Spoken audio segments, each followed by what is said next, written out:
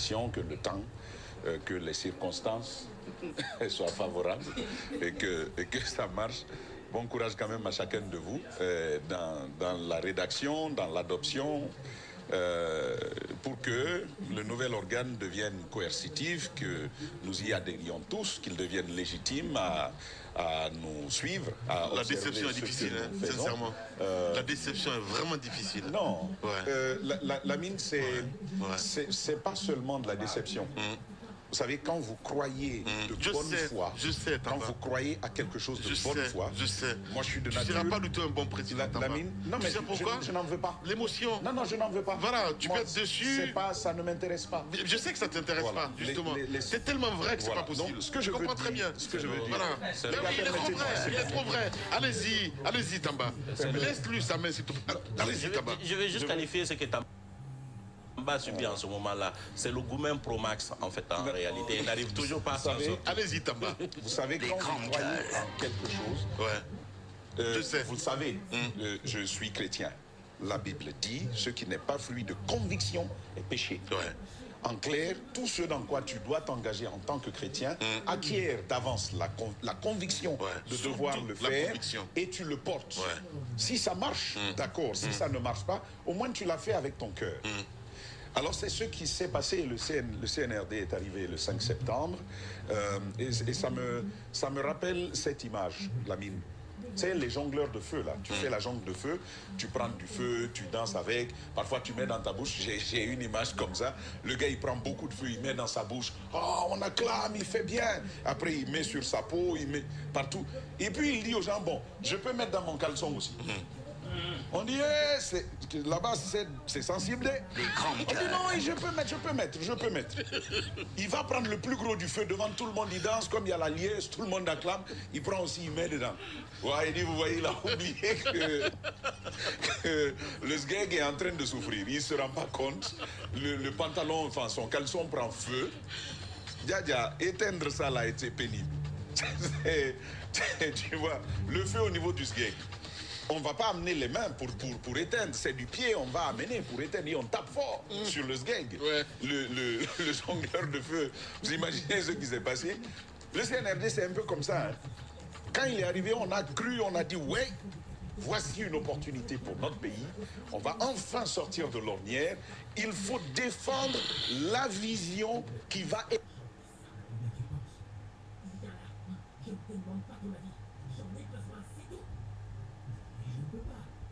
aider le peuple de Guinée à avancer, en toute conviction. Et puis, ça casse des maisons, on dit, bon, puisque ça va être reconstruit, vous avez vu le domicile de Cellou Dalein Diallo cassé, une semaine plus tard, une école sortait de terre. Les routes, ça va très vite, la célérité dans la réalisation des chantiers, tout ça était à mettre à son actif et on était très contents. Moi, je dis ça, c'est ce qu'il faut pour la Guinée. C'est ce qu'il nous faut pour la Guinée. Mais... L'ami, il ne faut pas se leurrer non plus. Ce CNRD qui dit on peut casser, on dit ouais, si c'est pour casser, pour construire, c'est bon. Le CNRD dit bon, je peux mettre des routes, ouais, on dit c'est bon. Je peux créer une criève, je peux les emprisonner, les grandir. On dit ouais, c'est bien. Nous sommes tous égaux face à la loi. On sait bien, c'est une bonne démarche. Le CNRD dit même les médias, je peux fermer leur gueule. Là, on commence à se regarder. On dit, bon, qu'est-ce qui se passe? Et il procède à le faire. D'abord, on commence à restreindre un peu Internet. Hein, et on verrouille un peu. Ousmane Gawal Diallo est déclaré ennemi de la presse. À ce moment-là, moi, personnellement, je lis ce qu'il avait écrit, ce qu'il avait dit. Je dis, mais c'est conforme à la loi, ce que Ousmane Gawal dit.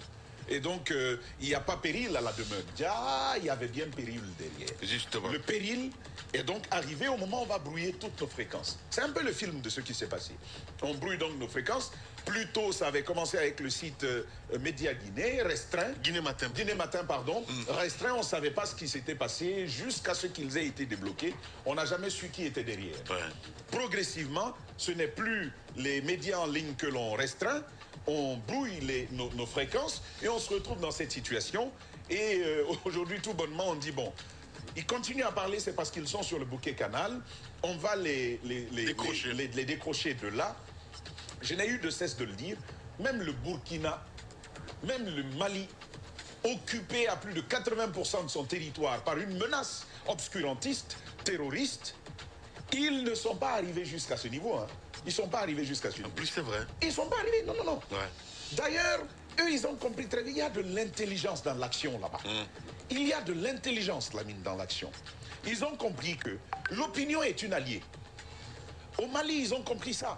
Aujourd'hui, tu veux te lever contre Assimi. C'est pas pour rien que Assimi Goïta, il le fait. Dernièrement, il y a eu des tirs à Ouagadougou. Vous n'avez pas vu ce qui s'est passé? Si. La population est sortie pour dire, s'il arrive quelque chose à Ibrahim Traoré, vous allez nous dire quelle population vous allez gouverner. Il y a de l'intelligence dans ces pays. Chez nous, c'est tout le contraire de l'intelligence qui conduit l'action publique. Ouais. Autrement, Tamba, on va revenir. Et on va y revenir. On va revenir évidemment, parce Super. que là, ça devient très sérieux. Vous restez avec nous sur Espace. Le pouvoir. Le pouvoir. Le pouvoir rend fou. L'argent rend... Quand vous dites que celui qui vous précède est nul, vous avez tout intérêt à faire mieux. En termes de performance économique, en termes de performance dans la gestion, en termes de planification, en termes de prospective, vous devez faire mieux que celui qui était là. Quand vous avez suivi ce qui s'est passé au début, 5 septembre, avec toutes les annonces qu'il y avait, une gouvernance inclusive. L'inclusivité est finalement devenue un mot, j'imagine, pour lequel même dans les classes de philosophie, il y a eu des dissertations. Inclusivité. Et on a acclamé à cela. Participation. Il faut de la participation pour que les gens se reconnaissent dans l'action publique. Il faut de la redevabilité, culture de la redevabilité. Et pour combler cela, pour apporter une cerise à ce gâteau de la redevabilité, on a créé la CRIEF. Et on a dit, désormais, tout crime économique qui dépasse, qui est égal ou supérieur à 1 milliard sera traité par une cour particulière qu'on a appelée la CRIEF. On a bien acclamé cela. Vous savez, on a parlé de lourdeurs administratives, on a parlé de lenteur dans l'exécution des marchés publics. Vous avez vu comment, avec quelle célérité, on a commencé à travailler sur les routes. Quand on vient, au bout de 3 semaines, vous avez une route qui avait commencé, la mine, tout est fait, elle est remblée, elle est dallée, et ça va. Et c'est très bien, vous avez une route garantie sur plusieurs. Donc, des chantiers comme ça, l'éclairage public est venu apporter un moulin à tout ça. Et puis, la mine, des chantiers qui étaient à l'arrêt, qui avaient dépassé leur délai, ce sont les routes, par exemple, de Forêt-Caria, la RN1. Vous avez vu ce qui s'est passé avec une telle célérité. On a dit bien, la Guinée a démarré, ça va aller très vite. Toute la société guinéenne a acclamé le CNR. Et bien sûr. Il n'y a pas eu d'exception. Leader politique et société civile. Ouais. Partout, on était content que désormais la Guinée puisse revenir sur les rails. Ouais. Et donc, c'est allé comme ça. Peut-être que la joie de ces acclamations-là a mis quelque chose dans la tête du CNRD. Lamine, il y a un ministre qui n'est plus au gouvernement, qui a souffert des restrictions. Et un jour, il a confié ceci.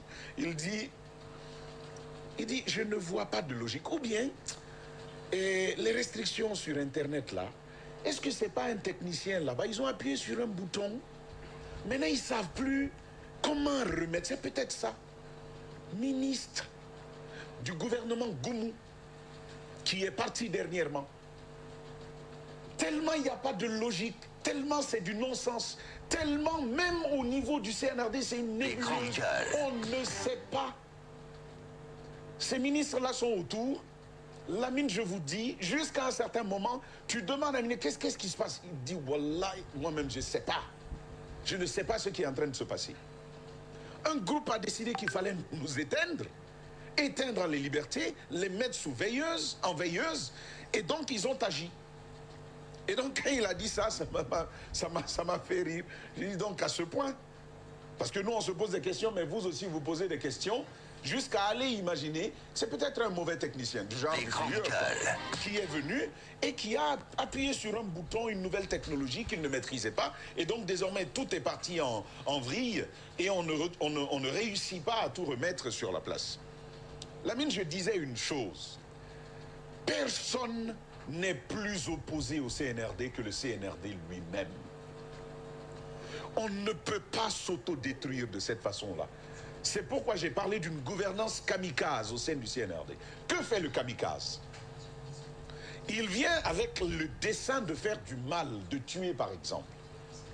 Sauf que lui-même, il se résout à être une victime de son acte. C'est souvent avec des explosifs, mais les explosifs sont plaqués sur son corps. Il sait qu'il va exploser. Il sait que lui-même va se détruire. Mais puisque le dessein c'est détruire, il va donc pour cela. C'est une gouvernance kamikaze qui détruit le peu qui existe, le peu qu'Alpha Condé a laissé. L'électricité, on peut dire ce qu'on veut du professeur Alpha Condé. Avec lui, ça s'est amélioré. On a parlé de tout, si vous voulez, de tout le scandale lié à la gestion de la manne financière qui a concouru à la réalisation de ces projets. Aujourd'hui encore, on peut en parler. Mais au moins, la question de l'électricité avait commencé pour le Grand Conakry à être un vieux souvenir. Les grandes gueules. Aujourd'hui, c'est la plus grande actualité. C'est la plus grande actualité du pays. On n'arrive pas à nous donner de l'électricité. Rien n'est en train de marcher. On n'arrive pas à payer les fonctionnaires. On les paie en retard. Le fonctionnement de l'administration prend du retard.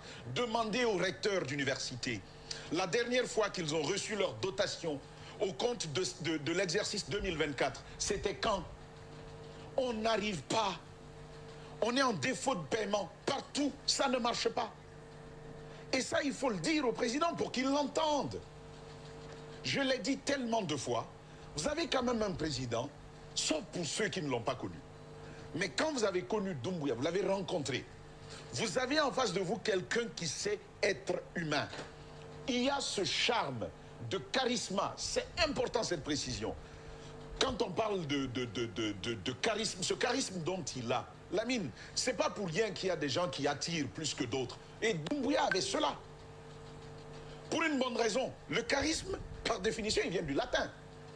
Ça veut dire grâce, ça veut dire don, c'est un privilège. Le charisme qu'on va apprendre et le charisme que Dieu te donne sont deux choses différentes. Exact. Et il en avait avec une grande humanité. C'est inné. Je peux en témoigner, ce monsieur. C'est pourquoi je pose souvent la question, où est-ce qu'ils ont amené notre président?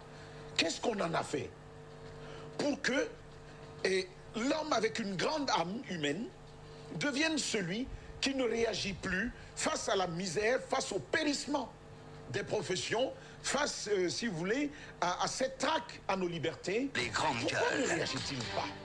Lui qui a dit que la justice serait la boussole, lui qui a dit inclusivité, lui qui a dit plus jamais ça, il a dit les Guinéens ne se regardaient plus en face. Il vient pour corriger cela. Combien de fois n'avons-nous pas vu notre président sur des scènes qui interpellent? Lamine, quand on est face à ça, on se pose quand même une question. Qu'est-ce qui se passe? Parce que vous savez, ils le savent. Ils le savent, je ne leur apprends rien. La gouvernance a besoin de s'asseoir et toujours sur une bonne frange de la population. Oui. De l'avoir comme allié. Ce qui a fait que Alpha est parti gratuitement. C'est parce qu'il était lâché par l'opinion.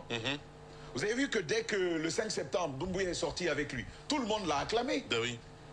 Parce que l'opinion est une garantie. Le peuple est une garantie pour le pouvoir. Ce n'est pas les armes. Ben bien sûr. Ce ne sont pas tous les équipements qui vont venir mettre le feu aux gens, frapper les gens. Comme l'autre ministre, il dit, on va les mater. Bon, les Guinéens doivent savoir qu'on nous a promis qu'on va nous mater.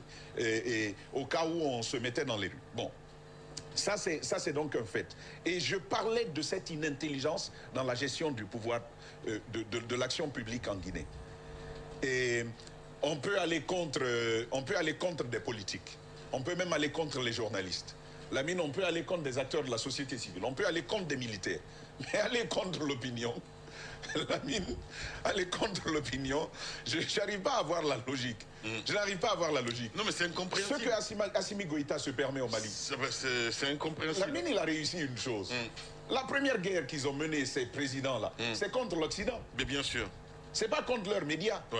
Et on dit RFI restreint, France 24 parfois suspendu pour une semaine, TV5 si, mais les seuls médias qui sont ciblés, regardez bien ce qui se passe du côté de Ouagadougou, du côté du Mali. Ces hommes sont capables aujourd'hui de prendre de fortes actions et soutenus en cela par l'opinion. Ouais. Soutenus en cela par l'opinion. Parce qu'ils ont compris que c'est avec l'opinion qu'il faut le faire. Nous, on a pris une démarche qui n'est ni intelligente, ni utile. Et il y a d'autres mots pour ça. Mais bon, comme la hack nous suit, on va poursuivre notre lecture de ce qui est en train de se passer. C'est simplement malheureux. C'est ce qui m'a conduit à dire que certainement, les conseillers de Doumbouya, dans le cadre de ces restrictions-là, c'est des employés du professeur Alpha Condé. Ça m'a amené à penser comme ça. Parce que tout le conseil que je suis en train de voir, toutes les actions qui sont en train d'être prises, ne parviennent malheureusement, en tout cas dans ma lecture, qu'à une seule finalité. La détestation du pouvoir en place. Son lâchage par l'opinion et par le peuple. Ça ne concourt qu'à ça. Et il y a une telle persistance. Il y a une telle persistance autour de ces actions. Et moi, je ne sais pas, mais j'ai envie quand même d'ouvrir là-dessus.